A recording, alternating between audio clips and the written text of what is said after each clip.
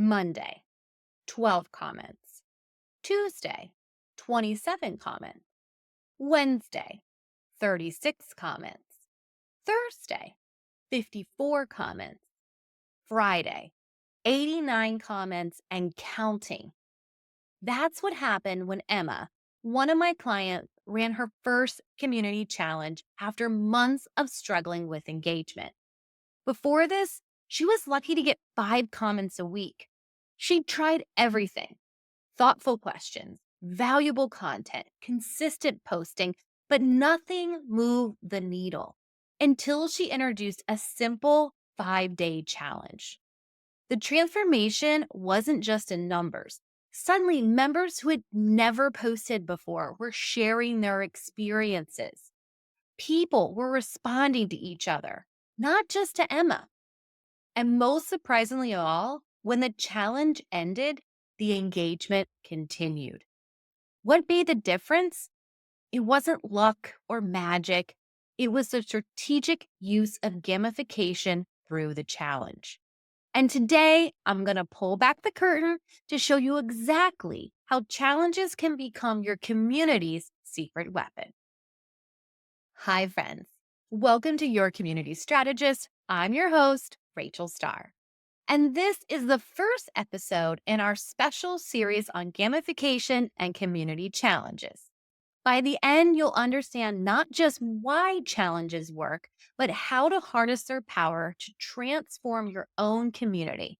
So, you ready? Let's dive in. Hey there, I'm Rachel Starr, ex-wedding planner and recovering people pleaser turned your community strategist. And not too long ago, I felt a bit like Angela, planning a Dunder Mifflin party, trying to make things perfect, yet wondering if people would actually show up and enjoy themselves. That's when I discovered the real game changer, community building. It's the key ingredient to everything. Whether you're launching your next course, growing a podcast, or creating a space where people want to connect and engage. Each week, we'll roll up our sleeves and dive into the essentials of community building, from virtual events and workshop planning to fresh, innovative strategies for fostering real connections, all without the party planning committee drama. Whether you're just getting started or ready to level up, you'll find practical tips, expert interviews, and real-world insights to help you craft a community that fuels your next big move. So if you're ready to get inspired and transform the way you build connections, you're in the right place, friends. Let's dive in and master the art of community together. Before we jump in, though, I want to give a quick shout out to our sponsor, the Strategic Community Co-op. This is my monthly membership designed specifically for course creators, community builders, and podcast hosts who want to create thriving, engaged communities without the constant hustle. Inside, you'll find templates, workshops, and support systems to help you build a community that truly engages your members. Check out the link in the show notes to learn more. Now, let's talk about today's topic. If you've been struggling with engagement in your community, you're definitely not alone. I hear this from clients all the time, and I experience it myself. I'm posting consistently. I'm creating great content. I'm asking questions, but no one's responding. Frustrating, right? You've built this space, but it sometimes feels like you're talking to yourself. That's exactly why I'm so passionate about challenges. Because I've seen firsthand how they can completely transform a quiet community into a buzzing hive of activity. And that's why I'm so excited to announce that starting April 28th, I'll be hosting a 5-day Challenge Creator Lab, where I'll walk you through the exact process of creating, promoting, and running a challenge that captivates your community. But more on that at the end of our episode. For today, we're focusing on the essentials: what gamification really is, why challenges specifically are so powerful, and the psychology that makes them work. Let's get started. When most people hear gamification, they picture leaderboards, points, and badges. And while those are certainly elements of gamification, there's so much more to it. At its core, gamification is simply the application of game elements and game design techniques to non game contexts. It's about taking what makes games so engaging, the progress tracking, the sense of achievement, the social interaction, and applying those principles to your community or business. But here's what gamification isn't: it's not just creating a game, it's not about turning everything into a competition, and it's definitely not about manipulating your members. The best gamification feels natural and enhances the experience your community members are already having. It's like adding spice to a dish. The right amount elevates everything without overpowering. So, why does gamification work so well? It comes down to psychology. There are three core drivers that make gamification irresistible. First, our desire for achievement and progress. Humans are naturally goal oriented. We love that dopamine hit that comes from checking things off a list, leveling up, or earning a reward. That's why fitness trackers are so addictive. That little celebration when you hit your step goal isn't just fun, it's psychologically rewarding. Second, our need for social connection. We're wired to want to belong, to be recognized, to share experiences with others. When we can see what others in our community are achieving, it motivates us to participate too. And third, our drive for autonomy and mastery. People love feeling in control and seeing themselves getting better at something. The right challenge gives members both a clear path and the freedom to tackle it in their own way. You've experienced this yourself, even if you've never thought about it. Have you ever stuck with a workout a little longer because your fitness app was about to award you a badge? Or gone out of your way to earn points from your favorite coffee shop to get that free drink? Maybe you've even felt motivated to finish a project because you could see how close you were to completion on a progress bar. That's gamification at work. And when you apply these principles to your community through challenges, well, magic happens. So let's talk about challenges specifically. What makes them such a powerful form of gamification for communities? Unlike ongoing point systems or leaderboards, they can sometimes feel overwhelming or never ending. Challenges have clear boundaries. They have a defined beginning and end. They have specific goals, and that structure is incredibly powerful. Here's why challenges work so well for community engagement. First, they create urgency. When something is available for a limited time, people are more motivated to participate. It's why those limited time offers and marketing are so effective. They tap into our fear of missing out. When you announce a 5-day challenge, members know they have a specific window to participate, which motivates them to show up now rather than someday. Second, challenges provide clarity. One of the biggest barriers to engagement is confusion about what to do or how to participate. But a well designed challenge makes it crystal clear. Here's what we're doing. Here's how you participate. Here's what success looks like. That clarity removes friction and makes it easier for members to take action. Third, challenges create shared experiences. When your community is going through a challenge together, they're not just connecting with you, they're connecting with each other. They're sharing their progress, cheering each other on, and building relationships. And those relationships are what turn a group of individuals into a true community. Fourth, challenges turn passive members into active participants. We all know about the 99-1 rule. The idea in most online communities, 90% of members are lurkers who never participate. 9% engage occasionally, and only 1% create content regularly. Challenges can flip that ratio by giving lurkers a specific, time bound reason to participate. Let me give you a real example. Last year, I worked with a client who ran a community for creative entrepreneurs. She was posting consistently, sharing valuable content, asking questions, all the things, but engagement was still minimal. Members would join, look around, maybe like a post or two, and then disappear. So she implemented a simple 5-day visibility challenge where members committed to showing up on social media in a specific way each day. They shared their posts in the community, gave each other feedback, and celebrated their wins together. The results? Well, during those 5 days, community engagement increased by over 400 stinking percent. Members who had never posted before were suddenly active daily.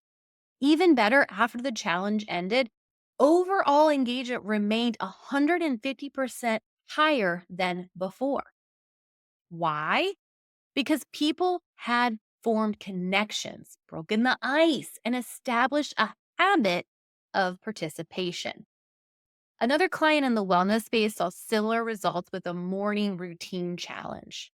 What made this challenge special was that it wasn't about competition, it was about personal improvement and mutual support. Members shared their routines, their struggles, and their wins. They posted photos of their morning spaces and shared tips that worked for them. By the end of the 7-day challenge, not only had engagement skyrocketed, but member retention improved dramatically in the following months. People who participated in the challenge were 70% more likely to renew their membership compared to those who didn't participate.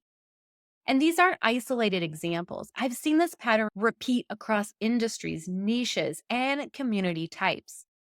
Challenges consistently drive engagement, foster connection, and transform community dynamics. So, how do you find the right challenge for your specific community? Because not all challenges work for all communities. The key is to align your challenge with what your members actually care about. Start by asking yourself these questions. What does my community want to achieve? What are their goals, aspirations, or pain points? The most effective challenges directly address something your members already want to do or learn. What skills are they trying to develop? Challenges that help people build or improve a specific skill tend to have high participation rates because they offer clear value. What constitutes a meaningful win for them? A good challenge has a reward that matters to participants. And I don't just mean prizes. The satisfaction of achieving something important is often more motivating than any external reward. What's a reasonable time frame given their lives and schedules? For most communities, challenges between 5 and 10 days work best. Shorter than that, it's hard to build momentum. Longer than that, and people tend to drop off. But consider your specific audience. Busy professionals might prefer a 3-day challenge, while a community of hobbyists might engage with a 30-day adventure. Let me walk you through a simple framework for identifying potential challenges for your community. First, listen to your members. What questions do they ask repeatedly? What goal do they mention? What struggles do they share? These are all potential challenge topics. Second, consider your expertise and the unique value you provide. What can you help them achieve that aligns with your strengths? Third, think about your community's rhythm. When are your members most active? When do they have more time? Timing your challenge during these periods can significantly boost participation. For example, if you run a community for entrepreneurs and you notice members frequently asking about productivity, a 5-day productivity reset challenge might be perfect. If you have a fitness community and members often discuss their struggles with consistency, a 7-day stretch challenge could be just what they need. The key is to match the challenge to your community's needs and desires. When you do that, participation feels like an obvious yes rather than a chore. Now, before we wrap up, let's talk about some common pitfalls that can derail your community challenge and how to avoid them. Mistake number one, making the challenge too complicated. When participation requires too many steps or too much effort, people drop off quickly. Keep it simple, especially for your first challenge. One clear action per day is usually enough. Mistake number two, focusing too much on competition. While some communities thrive on competition elements, most do better with challenges that emphasize personal improvement and mutual support. Competition can motivate some members, but alienate others. Mistake number three, choosing a challenge topic that doesn't align with your community's interests. This is why that initial research is so important. A brilliantly designed challenge on a topic no one cares about will still flop. Mistake number four, not providing enough support and encouragement during the challenge. Challenges need energy and momentum. If you announce it and then disappear, engagement will fizzle. Plan to be present, cheering people on, and acknowledging participation throughout. Mistake number five, failing to plan for what happens after the challenge ends. This is a huge missed opportunity. The end of a challenge is the perfect time to invite participants to take a next step with you, whether that's joining a paid program, signing up for your next offering, or simply continuing to engage in the community in a new way. By avoiding these common mistakes, you'll set your challenge up for success from the start. Okay, friends, we've covered a lot today, from understanding what gamification really is to why challenges specifically are so powerful for community engagement, to finding the right challenge topic for your members. But this is just the beginning. In our next episode, we'll dive deeper into challenge design, how to structure your challenge, create compelling daily prompts, and build in those gamification elements that keep people engaged throughout. And of course, all of this is leading up to our 5-day Challenge Creator Lab starting April 28th. During this live experience, I'll walk you step by step through creating, promoting, and launching your own community challenge. You'll finish with a complete challenge ready to implement, including daily prompts, emails, promotional strategy, and more. If you want to join us, head to the link in the show notes and save your spot. In the meantime, I have a small challenge for you. Think about your community and brainstorm 3 possible challenge ideas. What could you help your members achieve in, say, 5 to 7 days? What would get them excited to participate? Jot these ideas down, and next week we'll talk about how to develop them into a full challenge structure. Thank you so much for listening to Your Community Strategist. Don't forget to subscribe so you don't miss the rest of this gamification series. And if you found this helpful, I'd be so grateful if you'd share it with another community builder who might benefit. Until next time, keep building, keep connecting, and remember, your community is just one challenge away from transformation. Bye, friends.